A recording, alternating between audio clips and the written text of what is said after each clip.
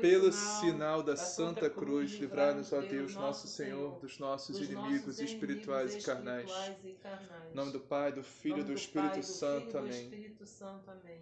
Creio em Deus Pai Todo-Poderoso, Criador do céu e da terra, e em Jesus Cristo, seu único Filho, nosso Senhor, que foi concebido pelo poder do Espírito Santo.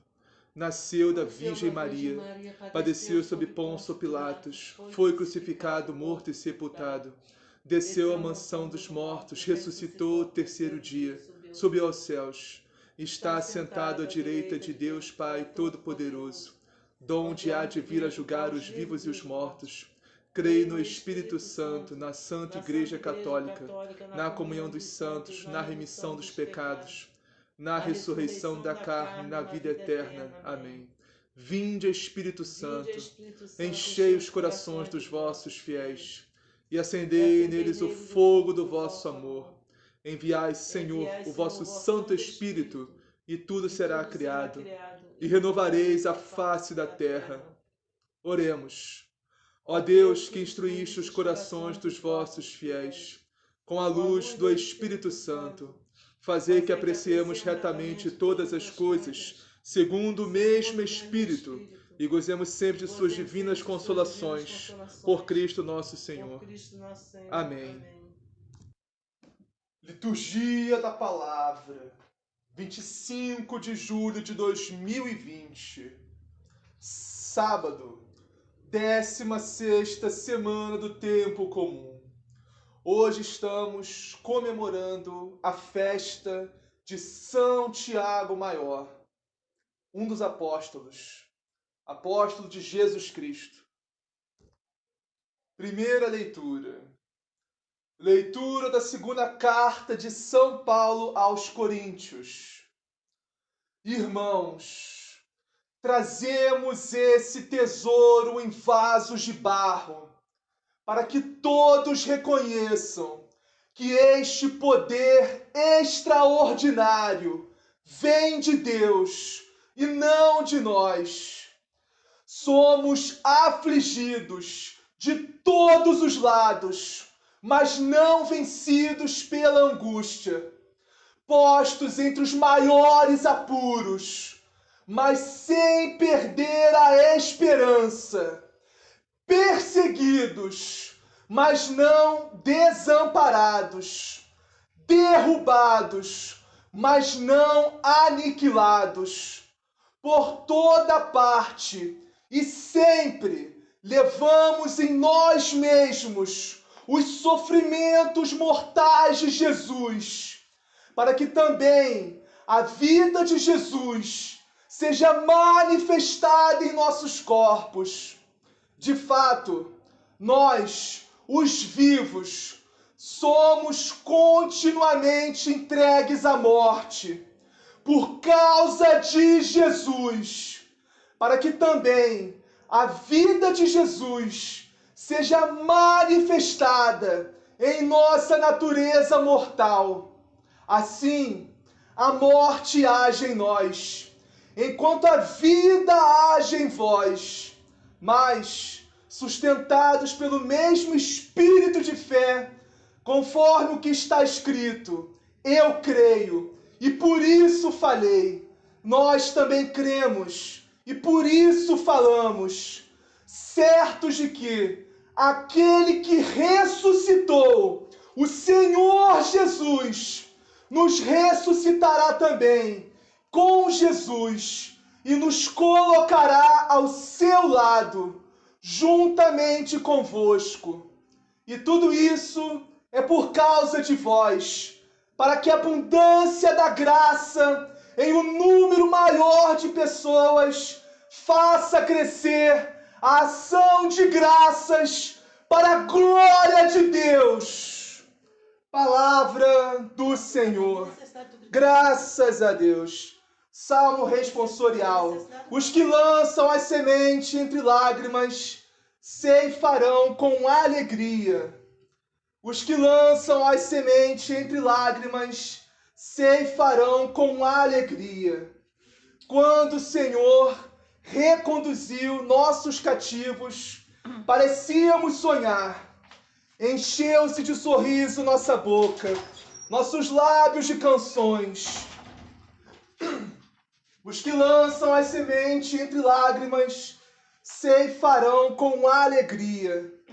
Os que lançam as sementes entre lágrimas ceifarão com alegria. Entre os gentios se dizia: maravilhas fez com eles o Senhor. Sim, maravilhas fez conosco o Senhor. Exultemos de alegria. Os que lançam as sementes entre lágrimas ceifarão com alegria. Mudai a nossa sorte, ó Senhor, como torrentes no deserto.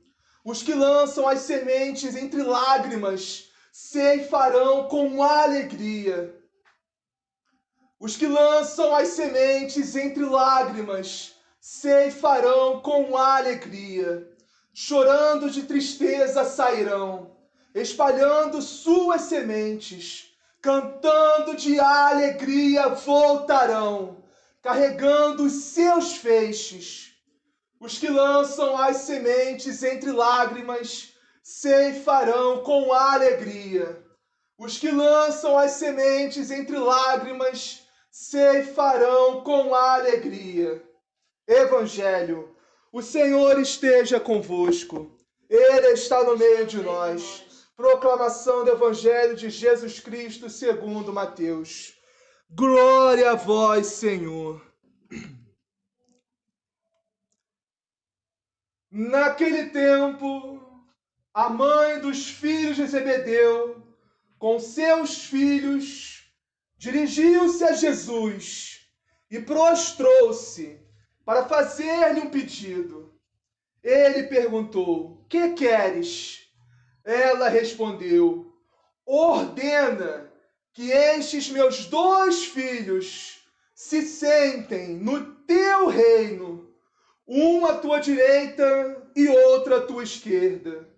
Jesus disse: não sabeis o que pedis. Podeis beber o cálice que estou para beber? Eles responderam: podemos. Jesus disse então: sim, do cálice, do meu cálice bebereis, mas o sentar-se à minha direita e à minha esquerda não depende de mim. É para aqueles para quem meu Pai o preparou. Quando os outros 10 ouviram isso, indignaram-se contra os 2 irmãos. Jesus, porém, chamou-os e disse: sabeis que os chefes das nações as dominam, e os grandes impõem sua autoridade. Entre vós não seja assim. Quem quiser ser o maior no meio de vós, seja aquele que vos serve. E quem quiser ser o primeiro no meio de vós, seja vosso servo. Da mesma forma que o Filho do Homem não veio para ser servido, mas para servir e dar sua vida em resgate por muitos. Palavra da salvação. Glória a vós, Senhor. Vamos iniciar a meditação de hoje na primeira leitura. Coríntios, segunda carta de São Paulo a Coríntios. Essa primeira leitura que é lindíssima. Uma das leituras mais lindas das cartas de São Paulo. Porque essa primeira leitura, ela mostra com clareza o que é o cristianismo, o que é ser cristão. Essa primeira leitura da carta de Coríntios a São Paulo mostra com bem fidedigno, com bastante fidelidade, o que é ser cristão, o que é o cristianismo, o evangelho de Jesus Cristo. Vamos lá. Iniciar com 2 Coríntios, capítulo 4, versículo 7. Irmãos, trazemos esse tesouro em vasos de barro, para que todos reconheçam que este poder extraordinário vem de Deus e não de nós.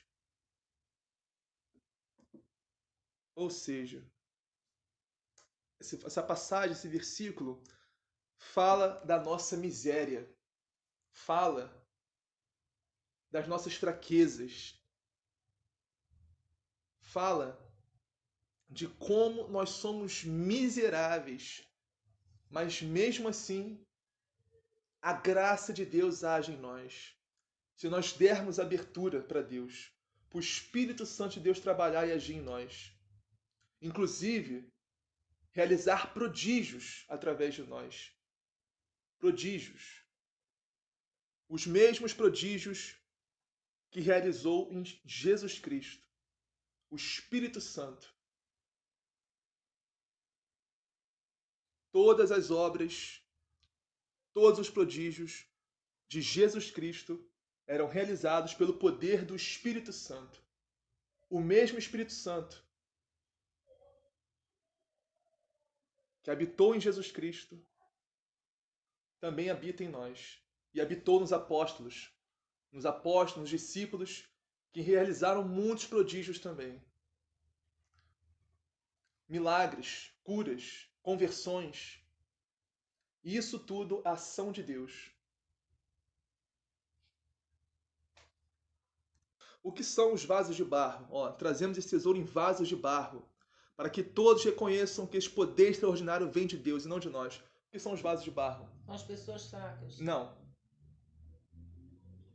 Os vasos de barro somos nós. Então, as pessoas fracas, os fracos. Não são só os fracos, não são os fracos, entre aspas, os fracos, porque todos nós somos fracos. Então, todos nós somos fracos, todos nós somos miseráveis, todos nós somos pecadores, todos nós, sem exceção. Se cair, ele já era. Sem exceção, todos nós. Os vasos de barro, se cair, somos frágeis, como os vasos de barro. Então, somos frágeis. A fragilidade. Então, a resposta seria: somos nós, não são os fracos. Porque fala são os fracos. Somos nós os fracos. Somos nós, entendeu? Somos nós os fracos. Porque todos nós somos fracos. Nós somos frágeis como os vasos de barro, entende? É o poder de Deus que age em nós. É a graça de Deus que age em nós. E nos fortalece. Quebrou, já era. Nos fortalece. Entende? Sem a graça de Deus, nós que somos vasos de barro, se cairmos, vamos nos quebrar. Ou seja, nos quebrar, nos afundar no pecado, no vício, no erro, na mentira, nas trevas, na morte. E não digo morte, não digo só morte aqui do mundo, morte eterna, infelizmente. Morte eterna, que é a perdição, a geena de fogo. Geena de fogo é... Porque as pessoas viam, né, os prodígios, os milagres, as curas, as conversões, inclusive São Pedro, né, um dos primeiros milagres dele, os primeiros prodígios, foi a ressuscitação de uma menina, né? Uma menina chamada Tábita, que lembra muito a Talita, que Jesus também ressuscitou no Evangelho, né?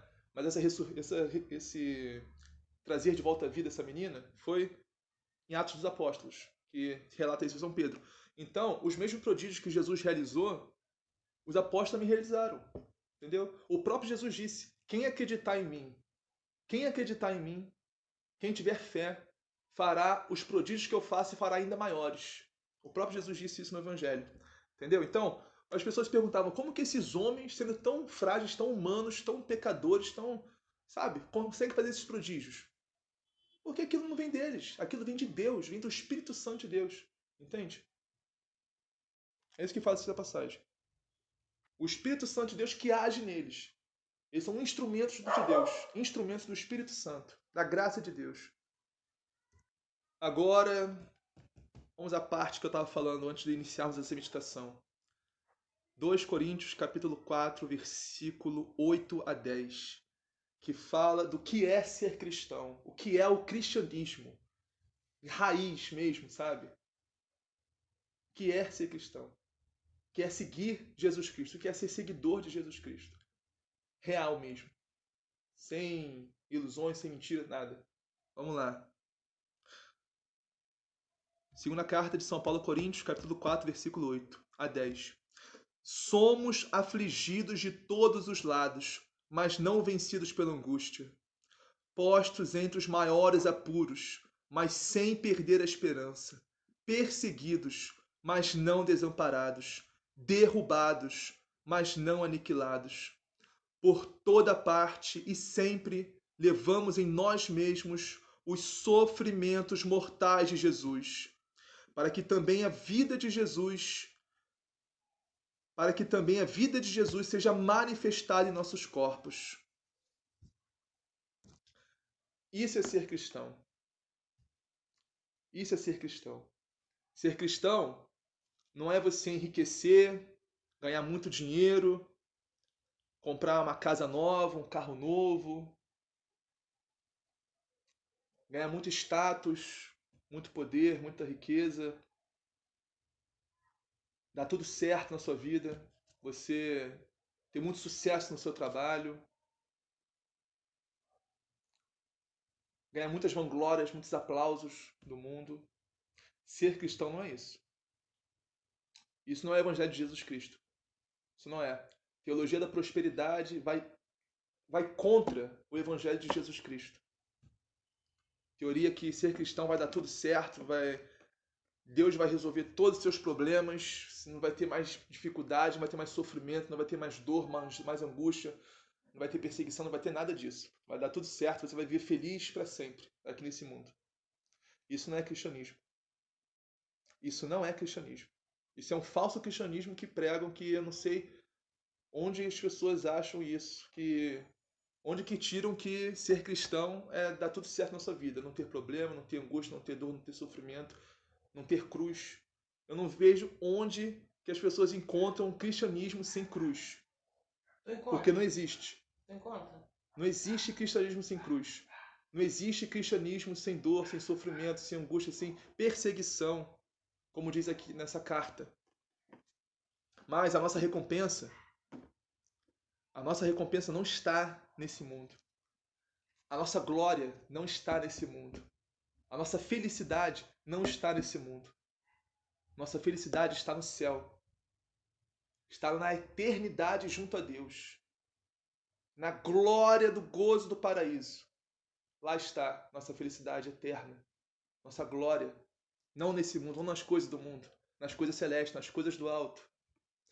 Mas não estou dizendo que é errado, né? Você querer uma casa melhor, um carro melhor, ter um sucesso, ascender no seu trabalho, você querer algumas coisas.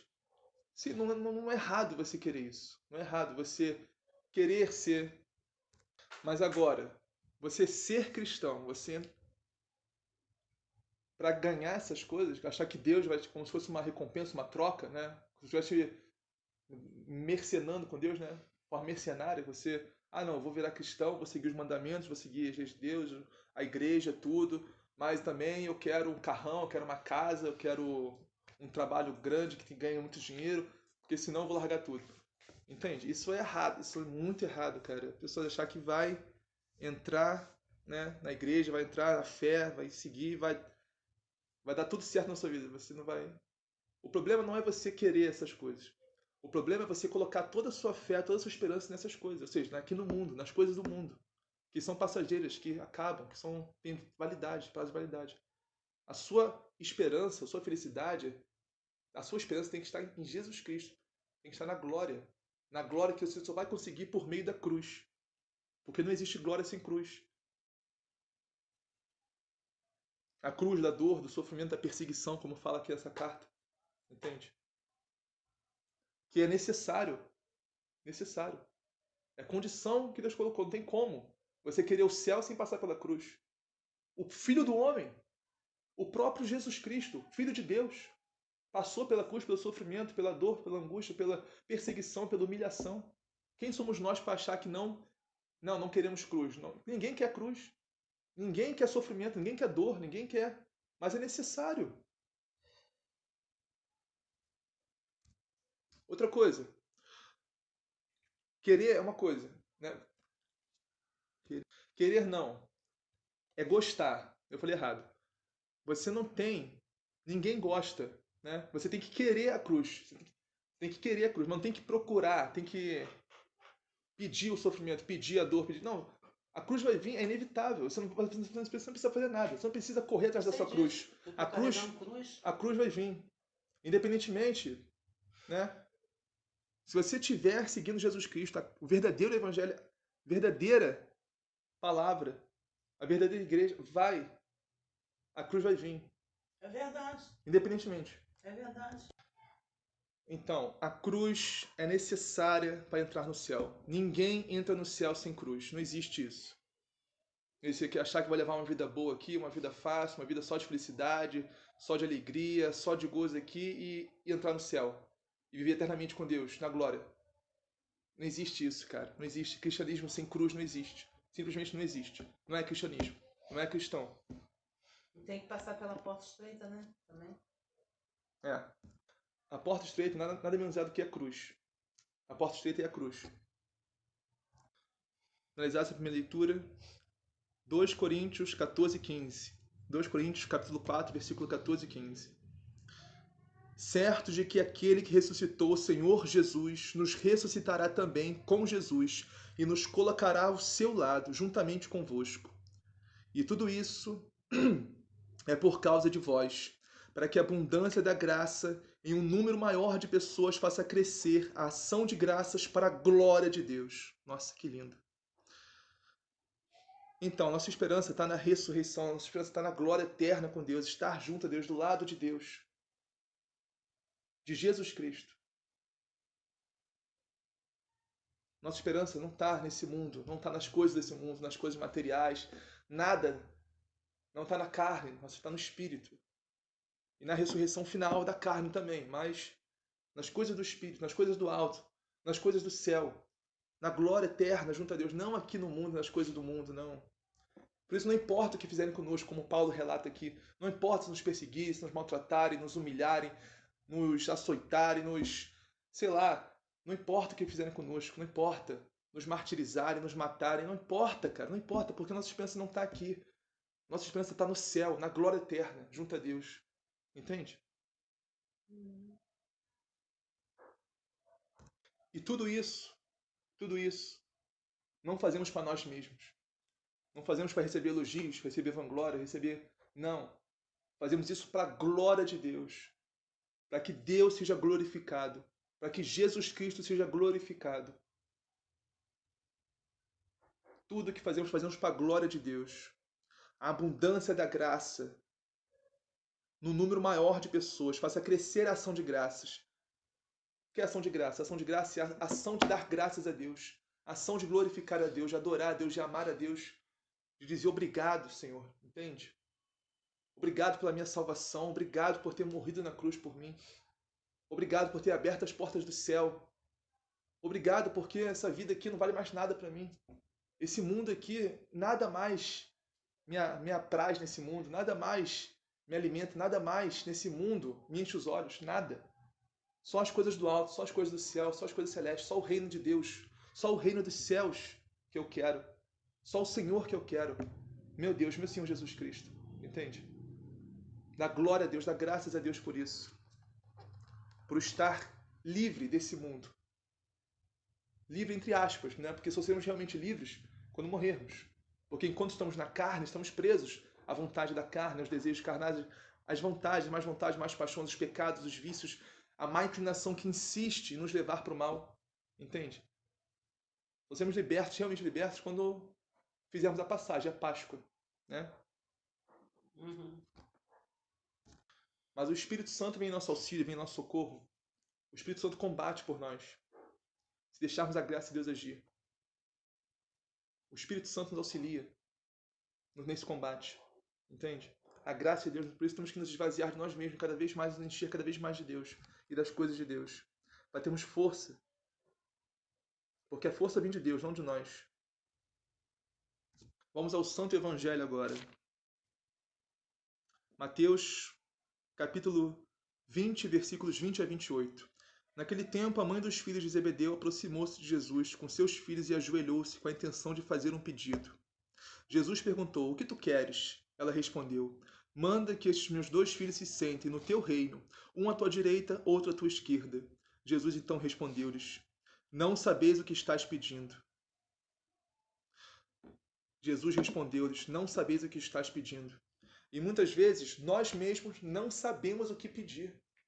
Simplesmente não sabemos o que pedir a Deus. Olha, Santa Teresa d'Ávila falava que se Deus concedesse o nosso pedido, que muitas vezes fazemos, seria uma alma menos no céu e uma alma mais no inferno. Ou seja, se Deus nos desse o que nós queremos, que nós desejamos, que a gente acha que a gente precisa, a gente ia perder a nossa salvação. A gente ia perder a nossa salvação. Nós estaríamos nos condenando ao inferno. Olha isso. Olha como nós não sabemos o que pedir. Entende? Por isso que a oração em línguas é muito importante. Porque é o próprio Espírito que pede em nosso favor. O próprio Espírito entra adentro, mais profundo do nosso coração e clama a Deus as nossas maiores necessidades, que nós mesmos não sabemos, mas o Espírito sabe e intercede em nosso favor.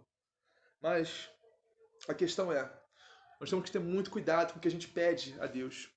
Porque muitas vezes o maior castigo, entre aspas, né, que Deus poderia fazer conosco é realizar o nosso pedido, o nosso desejo. Nos dá aquilo que a gente acha que precisa. Né? A gente enxerga que a gente não precisa daquilo. Que aquilo só vai fazer a gente se perder. É verdade. Continuando. Jesus então respondeu: Não sabeis o que estás pedindo. Por acaso podeis beber o cálice que eu vou beber? Eles responderam: Podemos. Podemos. O que você entendeu desse versículo? Eles queriam... Não do evangelho todo, esse versículo que eu estou falando aqui, eu acabei de falar. Eles estavam querendo se achar poderosos. E o que Jesus disse? Jesus falou que o Pai que ia decidir. Não, isso é lá embaixo. Vou ler de novo, presta atenção. Jesus então respondeu-lhes: Não sabeis o que estás pedindo. Por acaso podeis beber o cálice que eu vou beber? Eles responderam: Podemos. Então, o que você entendeu desse versículo agora que eu li? Acabei de ler. Isso aí que eu te falei, eles queriam ficar poderosos. Queriam beber no cálice de Jesus. E o que é isso? O que significa beber o cálice de Jesus? Querer ter poder, né? Igual Jesus. Não? Eles achavam que era isso. Queriam ficar poderosos. Eles achavam que era isso. Eles achavam que beber o cálice de Jesus era isso. Era tipo uma poção. Era tipo uma poção mágica que você bebe e você vira quase Deus, né? Fica super poderoso, mas não é isso. Ficar poderoso. O cálice de Jesus não é isso. Aí, Ou então eles achavam que o cálice de Jesus era você beber o cálice de Jesus seria reinar à direita e à esquerda de Jesus, ou seja... Tanto que eles responderam rapidinho, podemos. Mas não é isso. Beber o cálice de Jesus significa a cruz. Significa o martírio. Significa o derramamento de sangue. Isso é o cálice de Jesus. Como ele mesmo disse na oração no Horto das Oliveiras, na agonia mortal. Afasta de mim Pai, esse cálice. afasta de mim esse cálice. Exatamente. Se possível, afasta de mim esse cálice, mas seja feita a tua vontade. Ou seja, o que cálice é esse que Jesus queria afastar? O cálice da cruz, o cálice dos pregos nas mãos, nos pés, na humilhação, na flagelação. Entende?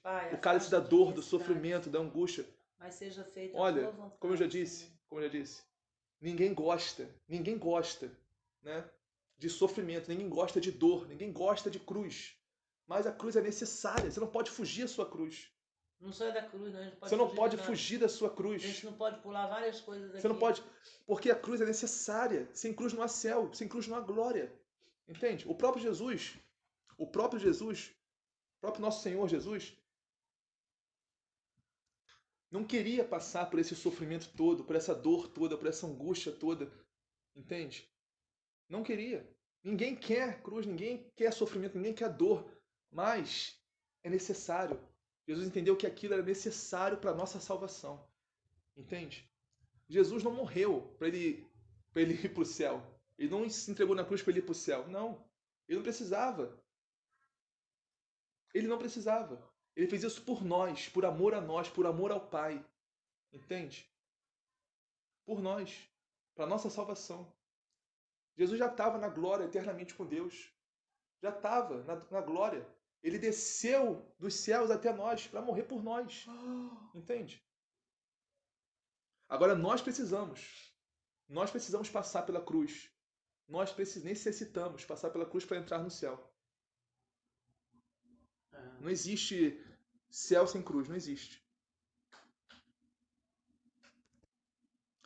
Então Jesus lhes disse: de fato, vós bebereis do meu cálice, mas não depende de mim conceder lugar à minha direita ou à minha esquerda. Meu Pai é que dará esses lugares àqueles para os quais os preparou. Ou seja, como Jesus disse, de fato, vós bebereis do meu cálice. O que significa isso? Todos os apóstolos foram martirizados. Inclusive São Tiago, que estamos celebrando hoje. Todos os apóstolos foram martirizados. Todos os apóstolos derramaram seu sangue por Jesus Cristo. Entende? Todos eles beberam o cálice de Jesus Cristo. Passaram pela cruz.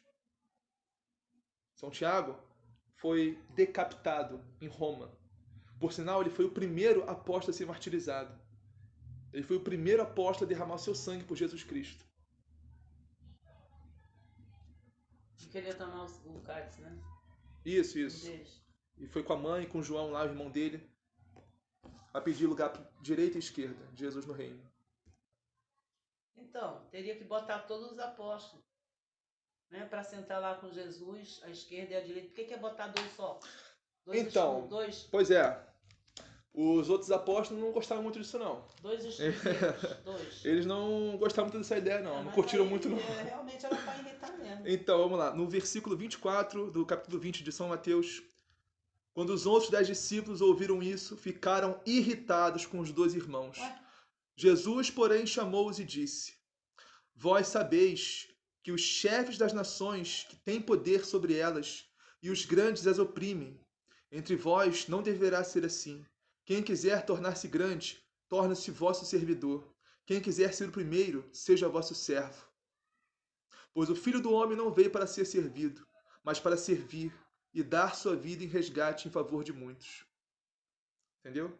O que eu acabei de falar.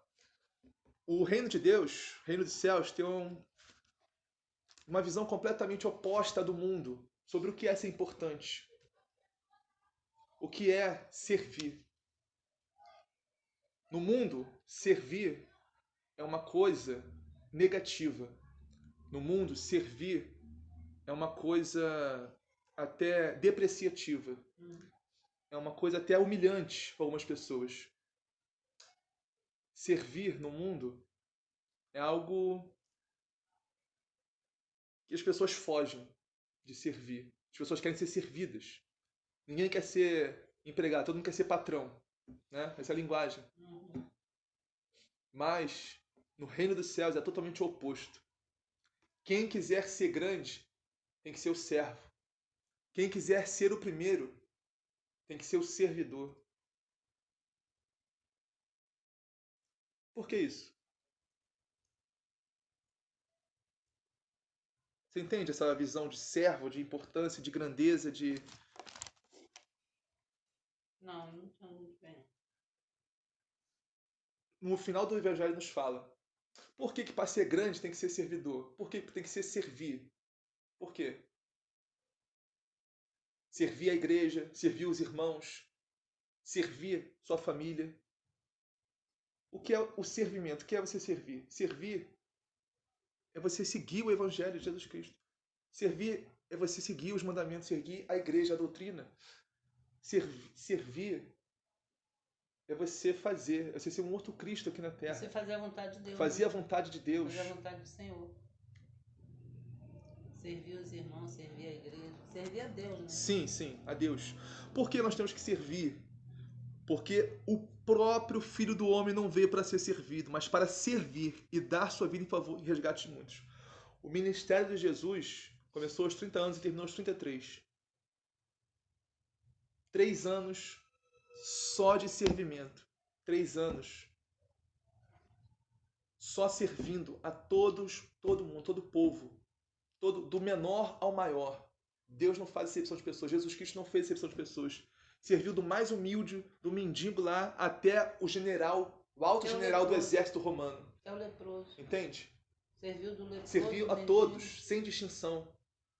Ah, eu vou servir aquele porque aquele é mais importante. Não, eu não vou servir aquele não, porque aquele não vai me dar nada. Isso não tem a ver com o reino dos céus. Você não está servindo para os seus interesses. Você está servindo por Deus, por amor a Deus, que consequentemente nos dá o amor ao próximo. Entende?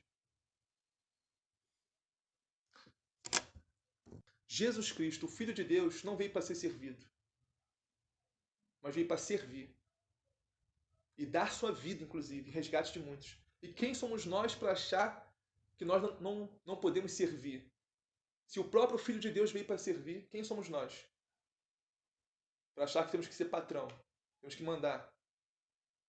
Mas a questão aqui, não estou dizendo contra os patrões, empresários que mandam em pessoas que têm que dar ordens. Não, a questão não é essa. Porque você pode ser patrão, pode ser chefe e pode ser humilde. Pode servir também. Entende?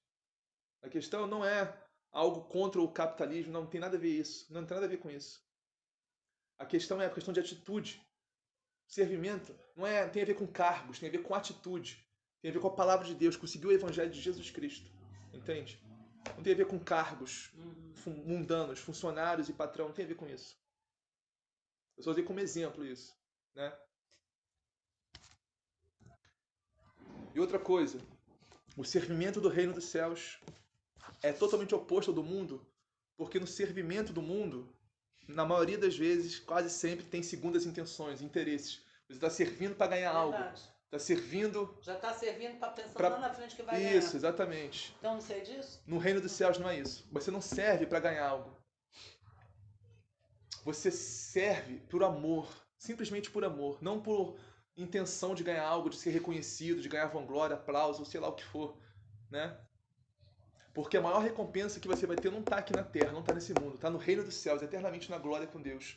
Essa é a maior recompensa. Isso aí você tem que almejar, tem que procurar mesmo. Tem que servir pensando nisso, no céu, na glória eterna, não nas coisas desse mundo. Servir por amor, não por interesse. Vamos finalizar agora. Tem muito medo das coisas do mundo. Em nome do Pai, do Filho e do Espírito Santo. Em nome do Pai, do Filho e do Espírito Santo. Pai nosso que estás no céu, santificado seja o vosso nome. Venha a nós o vosso reino, seja feita a vossa vontade, assim na terra como no céu. Pão nosso cada dia nos dá hoje, perdoai as nossas ofensas, assim como nós perdoamos a quem nos tem ofendido. Não nos deixeis cair em tentação, mas livrai-nos do mal. Amém. Ave Maria, cheia de graça, o Senhor é convosco, bendita sois vós entre as mulheres. Bendito é o fruto do vosso ventre, Jesus. Santa Maria, Mãe de Deus, rogai por nós, pecadores, agora e na hora de nossa morte. Amém. Glória ao Pai, ao Filho e ao Espírito Santo, como era no princípio, agora e sempre, por todos os séculos dos séculos. Amém. Em nome do Pai, do Filho e do Espírito Santo. Amém.